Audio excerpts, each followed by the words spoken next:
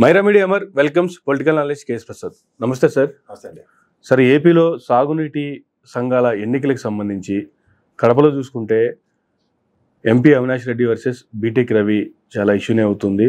ఇద్దరు ఎవరికీ తగ్గట్లేదు అన్నట్టే ఉంది పరిస్థితి. అసలు ఏం సార్ ఈ సాగునీటి సంఘాల ఎన్నికలు, వీళ్ళ కామెంట్స్ ఏం చెప్తారు సార్? అసలు ఇప్పుడు సాధారణంగా రూలింగ్ గవర్నమెంట్కి ఎక్కువ అడ్వాంటేజ్ ఉండే ఎలక్షన్స్ అంటారు. తర్వాత జరిగి పంచాయతీ ఎలక్షన్స్ కానీ మీరు ఏవైనా చూసుకోండి, అవును, ఇది సర్వసాధారణం. అందులో ఈ రీసెంట్ పాస్ట్ లో మనం ఆంధ్రప్రదేశ్లో గమనిస్తే స్ట్రాంగెస్ట్ అపోజిషన్స్ గా ఉన్న గతంలో తెలుగుదేశం కూడా బహిష్కరించే ఎలక్షన్స్. అవును. సో ఇది సర్వసాధారణం. రెండోది ఏంటంటే మీరు ఈ స్థానిక సంస్థల ఎలక్షన్స్ లో కూడా కుప్పంని కాంకర్ చేశారు వైఎస్ఆర్సీపీ వాళ్ళు. అవును. అట్లాగే ఇవాళ ఈ పులివెందుల్ని కాంకర్ చేయడానికి ఈ రూలింగ్ గవర్నమెంట్ విశ్వ ప్రయత్నం చేస్తుంది. ఒకప్పుడు దుర్భేద్యం కాని దగ్గర ఖచ్చితంగా నేను చెప్పగలను, అక్కడ ఎవరైతే ఒక స్థాయి కలిగిన నాయకులతో జరిగిన రాజకీయ తంత్రం వర్సెస్ ఇవాళ స్థాయి లేని చిన్న పిల్లిపిత్తిరి బ్యాచ్లను అందరినీ కూర్చోబెట్టి వాళ్ళతో రాజకీయాలు అవుతుంది అనుకుంటే వైఎస్ఆర్సీపీకి నిజంగా చాలా కష్టంగానే ఉంది. నేను ఇందులో మొహమాటం లేకుండా చెప్పదలుచుకున్నాను. గతంలో మనకి భాస్కర్ రెడ్డి గారు కానీ, లేదంటే శంకర్ రెడ్డి గారు కానీ, అలాగే ఈ మంగళకృష్ణ గారు కానీ, ఇలాంటి ఆధ్వర్యంలో అక్కడ రాజకీయ తంత్రం వేరు. ఇంకా తంత్రం వేరంటే వాళ్ళ ఒక స్థాయి కలిగిన నాయకులు, వాళ్ళతో జరుగుతున్న పరిణామాలు చాలా ఇది ఉంటాయి. ఇప్పుడు అదంతా అవినాష్ రెడ్డి గారి మీద భారం పడింది. అవినాష్ రెడ్డి గారి ఆధ్వర్యంలో ఎలక్షన్స్ అంటే అవినాష్ రెడ్డి గారు చాలా సౌమ్యుడైన, చాలా సౌమ్యుడైన అగ్రెసివ్ నోట్లో అతను చదువుకున్నాడు, కానీ విజ్ఞతని విచక్షణ ఎప్పుడు కోల్పోడు. ఖచ్చితంగా ఒక పాయింట్ ఉంటే, గతంలో చంద్రబాబు నాయుడు గారి సభలో కూడా ఆయన ఏ విధంగా మైక్ తీసుకొని మాట్లాడుతుంటే కూడా చంద్రబాబు నాయుడు గారు మైక్ లాక్కోండి, ఇలాంటి కుదరు అన్న ధోరణిలో ఏంటంటే నియోజకవర్గం మీద ఆయనకి అంత కమిట్మెంట్ ఉంటుంది. సో అలాంటప్పుడు ఏమవుతుందంటే అక్కడ ఎలక్షన్స్లో అది చాలా పెద్ద ఇది ఉంటుంది, ఒక డిఫరెంట్ స్ట్రాటజీస్తో. ఎందుకంటే ఎమ్మెల్సీ ఎలక్షన్స్ దగ్గర నుంచి బీటెక్ రవి గారి ఆధ్వర్యంలో అక్కడ జరుగుతున్న ఎలక్షన్స్ అందరికీ తెలిసినవే. ఫ్యామిలీలోనే వెన్నుపోట్లతో ఇవాళ వైఎస్ఆర్సీపీ అక్కడ ఎమ్మెల్సీ ఎలక్షన్ కూడా ఓడిపోవడం మనం కొట్టొచ్చినట్టు చూసాం.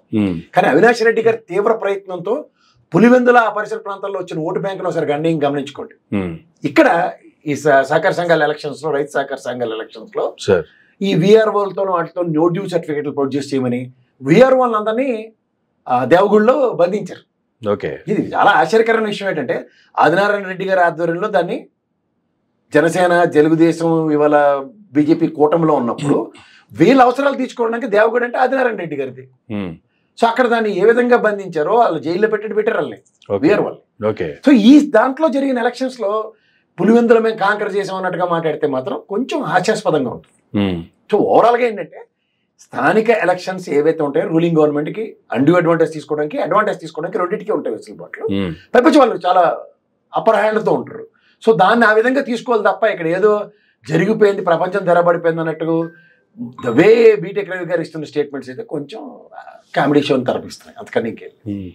ఈ సినారియోలో చూసుకుంటే కూడా అవినాష్ రెడ్డి గారు అరెస్ట్ అంటూ లేదు, ఇంకా తీసుకెళ్లిపోతున్నారంటూ ఆయన చుట్టూ పోలీసులు మోహరించినటువంటి పరిస్థితులు చూసుకుంటే కూడా ఎక్కడ దొరుకుతారు, ఏ విధంగా చేయాలనేటువంటి రాజకీయ కోణమే దీనిలో కనిపిస్తుంది అంటారా? ఏ చిన్న ఇష్యూ దొరికింది అక్కడ ఒక అతను ఆయనే అక్కడే పోరాడుతున్నాడు అక్కడ అవినాష్ రెడ్డి ఎవరు లేనప్పుడు, ఆయన వాయిస్ కూడా సప్రెస్ చేసి ఆయన అక్కడ ఆపేస్తే ఏమవుతుంది సార్? ఇప్పుడు గతంలో మీరు పల్నాడు జిల్లాలో చూడండి, పినిల్ రామకృష్ణారెడ్డి గారికి ఎలక్షన్ చూశారు కదా, ఎక్కడికక్కడ ఆయన నిర్వేదిస్తూ గ్రాస్ రూట్ లో వాళ్ళు ఇష్టం వచ్చిన ఎలక్షన్ జరుగుతున్నప్పుడు ఆయన ప్రతిస్పందించిన విధానానికి కూడా గెరావులు అరెస్టుల దాకా వెళ్ళిపోతే ఏమవుతుంది? ఇక్కడ మీకు ఒక వ్యక్తికి సెంట్రిక్ గా ఇప్పుడు బ్రహ్మారెడ్డి గారిని ఇక్కడ పల్నాడులో పెట్టినప్పుడు జరిగిన ఉపద్రవం, ఇవాళ బీటెక్ రవి గారు అధికార దర్పంతో జరుగుతున్న ఎలక్షన్ కి ఎవరి దగ్గర సమాధానాలు ఉండవు. ఇప్పుడు ఖచ్చితంగా అధికారం మీకు ఉన్నప్పుడు ఒక పర్సన్ తీసుకునే అడ్వాంటేజ్ అడ్వాంటేజ్ కింద మలుచుకోవడం చాలా వెసులుబాట్లు ఉంటాయి. That's what the election is. అది వీళ్ళందరూ ఎక్కడి నుంచి ఎలా ఏ ప్రాతిపదిక మీద గమనించుకోండి. దుర్భేద్యం కానీ పులివెందులు కానీ, దుర్భేద్యం కానీ కుప్పంలో, ఇలాంటివన్నీ మనం మాట్లాడిన ఉదంతాలు చాలా ఉన్నాయి.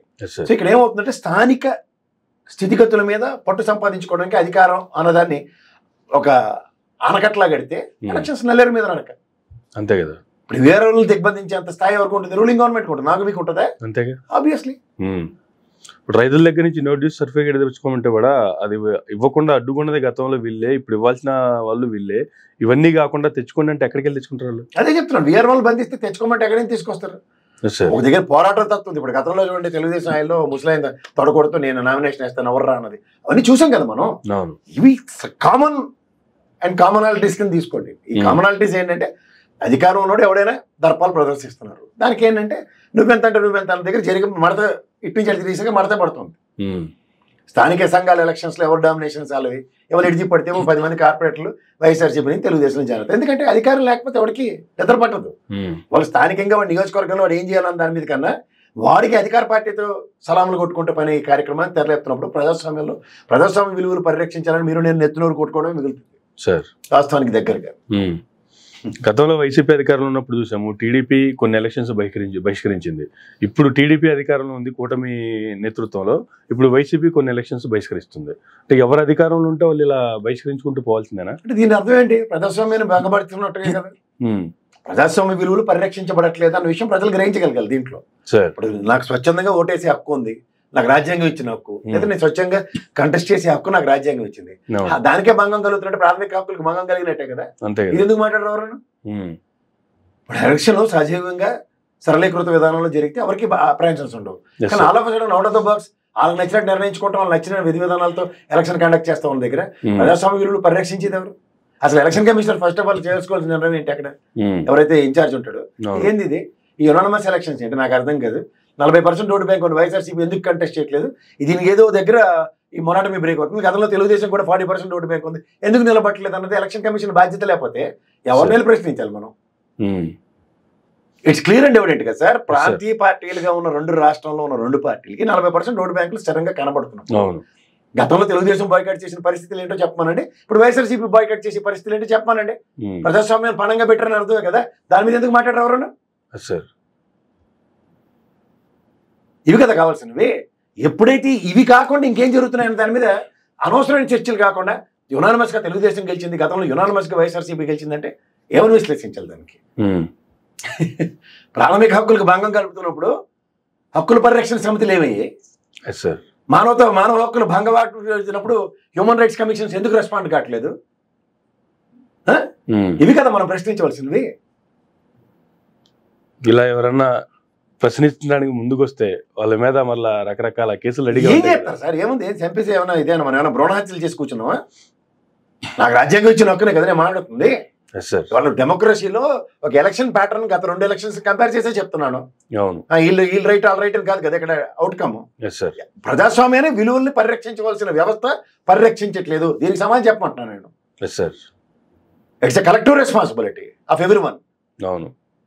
40% తెలుగుదేశం ఎలక్షన్ బాయ్కాట్ చేసిందా లేదా? 40% వైఎస్ఆర్సీపీ ఓటు బ్యాంక్ ఉంది, బాయ్కాట్ చేసిందా లేదా? అవుట్కమ్ ఏంటి? ప్రజాస్వామ్య హితంగా ఎలక్షన్స్ కండక్ట్ కావట్లేదు. ఇది చెప్పమంటున్నాను నేను. కనిపిస్తుంది కదా అంతే. సో దీనికి ఒకటే ఒక సొల్యూషన్ ఉంటుంది. Election commission needs to put down కొన్ని సరళీకృత నిబంధనలని. ఉదాహరణకి విఆర్ఓ సంతకాల దగ్గర దానికి ఒక ఆల్టర్నేటివ్ మెకానిజం క్రియేట్ చేసి ఎలక్షన్ కమిషన్ ఆఫీస్కి రమ్మనండి. ఎందుకు చేయదు? ఎందుకు చేయదు? అప్పుడు బంధించడానికి ప్రభుత్వానికి కూడా అధికారం ఉండదు కదా.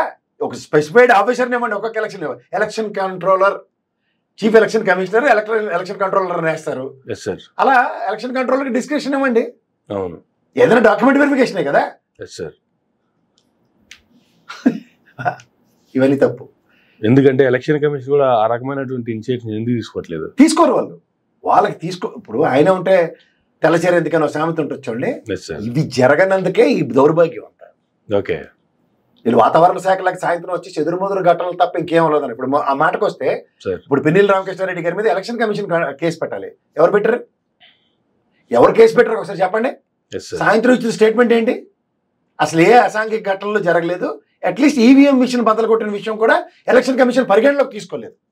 కానీ 8 కేసులు వాటి మీద కేసులు పెట్టారు. ఎలా? ఎవరు పెట్టారు? ఎవరు? అది ప్రైవేట్ కేసులు. అది ఎలక్షన్ కమిషన్ బాధ్యత ఏది? దే నీడ్ టు టేక్ సుమోటోగా తీసుకోవాలి కదా. అంతేగా. ఇక్కడే తెలుస్తుంది ట్రాన్స్పరసీ ఏంటన్నది. ట్రాన్స్పరసీ లేని దగ్గర మనం అనవసరంగా గొంతు చింపుకోవడం మిగులుతుంది. వ్యవస్థ దానికి మనం గౌరవిస్తున్నా సరే వ్యవస్థలో కొంతమంది శక్తి యుక్తుల్ని ప్రదర్శిస్తూ చేస్తుంది. ఆ శక్తి యుక్తులు ప్రదర్శిస్తున్నప్పుడు మీరు ఎవరు పనికిరావు. రజత్ కుమార్ ఉన్నాడు ఇక్కడ 25 లక్షల ఓట్లు ఎత్తేసి సారీ చెప్పిపోయాడు. చీఫ్ ఎలక్షన్ కమిషన్ అతని మీద తీసుకున్న ఛార్జ్ అయితే చెప్పానండి. Yes sir. 75 లక్షల ఓట్లు అక్కడ మ్యానిపులేషన్ మహారాష్ట్రలో. ఏది బాధ్యత ఏది? అవును. ఏం చెప్తుంది ఇవాళ? ప్రభుత్వ స్థాపనలో ఎక్స్పాన్షన్స్ కూడా అయిపోయినాయి, మినిస్టర్స్ కూడా. అవును. ఎవరికైనా చెప్పుకోవాలి మనం. ఎవరికి నచ్చిన విధానంలో వాళ్ళు చేస్తున్న ఈవీఎం శవయాత్రలు చేస్తున్నారు అక్కడ నాసిక్లో. ప్రజాస్వామ్యంలో ప్రజలు నేను నిమిషంలో ఓటు ఏదంటే దిక్కుమాల పరిచి ఓటు ఇస్తున్నారు కదా మనకి. దమ్ముడికి పనికిరాంది.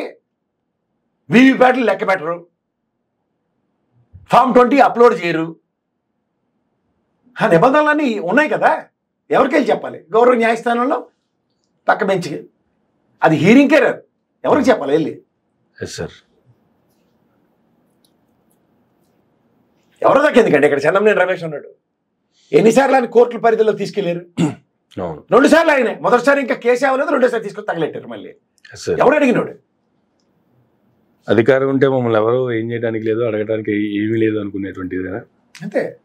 అధికారమే పరమావధిగా జరుగుతున్న ఎలక్షన్స్ కింద చూడండి. విలువలను పరిరక్షించవలసిన బాధ్యత లేని వ్యవస్థలతో నడుస్తున్నది ముందుకి. అక్కడ అన్యాయం జరిగిందిరా బాబు ఇది చూడంటే దానికి తప్ప ఇంక మిగిలిన మాట్లాడుతుంటే ఏం చేయాలా? నిబంధనలు ఉన్నాయి. 48 గంటల్లో ఫామ్ 20 అప్లోడ్ చేయాలని. చేశారా? చేయలేదు. దాని చర్యలేవి లేవు. 25 లక్షల ఓట్లు ఎత్తేసారు. ఎలక్షన్ డెమోక్రసీలో 2వ ప్రభుత్వ స్థాపన జరిగిపోయింది. 5 ఏళ్ళు భరించారు అందరూ. ఏందిరా ఇదంటే? సారీ.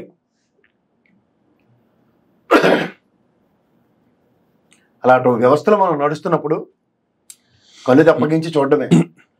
ఓవరాల్ గా మీరు గమనించగలిగితే ప్రజాస్వామ్య పరిరక్షణ కోసం ఏ వ్యవస్థకి విన్నపాలు ఇవ్వాలో గౌరవ ప్రభుత్వమే ప్రజాస్వామ్య పరిరక్షణకి. ఎందుకంటే మానవ హక్కులలో ప్రాథమిక హక్కు ఓటు హక్కు వినియోగించుకోవడం. దానికే భంగం వస్తున్నప్పుడు రైట్ టు ఇన్ఫర్మేషన్ అన్నదో లేదా రైట్ టు దాని ఏమంటారు ఫండమెంటల్ రైట్స్ అనే దాంట్లోనూ ప్రతి చర్య అన్నది ఇవాళ ఎలక్షన్స్లో కంటెస్ట్ చేయడానికి ఎవరైనా ఇండిపెండెంట్గా వేయచ్చు, లేదంటే నాకు ఆ పార్టీ పరంగా వేయడానికి హక్కు భంగం వాటిల్లుతుంటే ఏం చేయాలో వాళ్ళనే చెప్పానండి. హెన్స్ఫోర్త్ ఇది విధి విధానాలను చెప్తే ఈ విధి విధానాలకు అనుగుణంగా మనం నడుచుకోవడమో మలుచుకోవడమో మనం ఉన్న శక్తియుక్తుల్ని దానికి అనుగుణంగా చేసుకుంటూ ముందుకెళ్తాం. ఇదే లేనప్పుడు ఏం చేయాలో మాకు చెప్పమనండి. అలా సినిమాలో అయితే ఒక ఓటు విజయ్ సినిమా ఏదో ఉంది బ్యాటరీ పెట్టాడు. ఒక్క ఓటు కోసం మొత్తం అంత కుమిసాలు కదిపేశారు కదా. సినిమాల వరకైనా చెప్పండి మాకు. అదే సార్ ఆ సినిమాలో అలా జరుగుతుంది, వాస్తవం జరగదంటే మేము చూస్తాం. నేను అల్లు అర్జున్ అరెస్ట్ కూడా చూడండి. సినిమాలో అయితే పోలీస్ స్టేషన్లు లేపేస్తారు, ఏది చేస్తారు చేసేస్తారు కదా. ఇక్కడికి వస్తారు కల్లా నేను లా అబైడింగ్ సిటిజన్, చట్టం దాని పని చేసుకెళ్తుంది, నేను కూడా వెళ్ళాలి, ఓ రోజు జైల్లో ఉండి వచ్చాను, ఇవన్నీ జరుగుతున్నాయి కదా. అలాగే వ్యవస్థలో కూడా ఈ విధంగా ఉన్నప్పుడు ఏం చేయాలో మాకు చెప్పండి. End of the day we are all law abiding citizens. మనకు కాన్స్టిట్యూషన్ మీద గౌరవంతో ప్రతి హక్కుని మానవ హక్కుల్ని భంగం వాటిల్లుతున్నప్పుడు మాకు పరిరక్షణకు వచ్చేది ఎవరు? చెప్తారు అందరూ గౌరవ న్యాయస్థానానికి వెళ్ళండి అని. కానీ అవుట్కమ్లు ఇప్పుడు డీకేఆర్ అన్నదే మనకి ఎగ్జాంపుల్ ఉంది. ఇక్కడ 5 సంవత్సరాలు గడిచిపోయిన తర్వాత ఎలక్షన్ నోటిఫికేషన్ వచ్చి తెల్లారితో ఓట్లు వేసి దగ్గర మీరే ఎమ్మెల్యే అంటే వాళ్ళ జీతభత్యాల కోసం ఏడ్చినట్టుగా ఉంది. అధికారం ఇంకోటి 5 ఏళ్ళు అనుభవించి జీతభత్యాలు కోర్టు పరంగా రావడానికి మాత్రమే న్యాయస్థానం ఇచ్చిన వెసులుబాటు కింద కనబడుతుంది. ఎందుకన్నా 5 సంవత్సరాలు ఆ రూలింగ్ గవర్నమెంట్గా అపోజిషన్గా స్ట్రాంగెస్ట్ వాయిస్ ఇవ్వాల్సిన నియోజకవర్గం ఇవాళ ఒక అభ్యర్థిని కోల్పోయినట్టే కదా. అంతేగా. దీనికి సమాధానం ఎవరు చెప్పాలి? సారీయే రజత్ కుమార్ లాగా సారీ సొల్యూషన్ అంటే చెప్పండి, ఏం పర్లేదు. అయితే బీటెక్ రవి గారు లాంటి సినిమాటిక్ డైలాగులతో ఈ ఎలక్షన్స్కి ఇదే సమాధానం అని చెప్పమనండి. దానికి కూడా ధన్యవాదాలు చెప్తాం. ఇంకా అంతకన్నా ఇంకెళ్ళలేదు. Right sir, thank you sir, thank you very much అండి. ఇదండి ఆంధ్రప్రదేశ్ రాష్ట్రంలో జరుగుతున్న సాగునీటి సంఘాల ఎన్నికలకు సంబంధించి ప్రసాద్ గారు ఇచ్చినటువంటి వివరణ. ఇది నటువంటి మరొక గంటలో మళ్ళీ కలుద్దాం. చూస్తూనే ఉండండి మైరా మీడియా.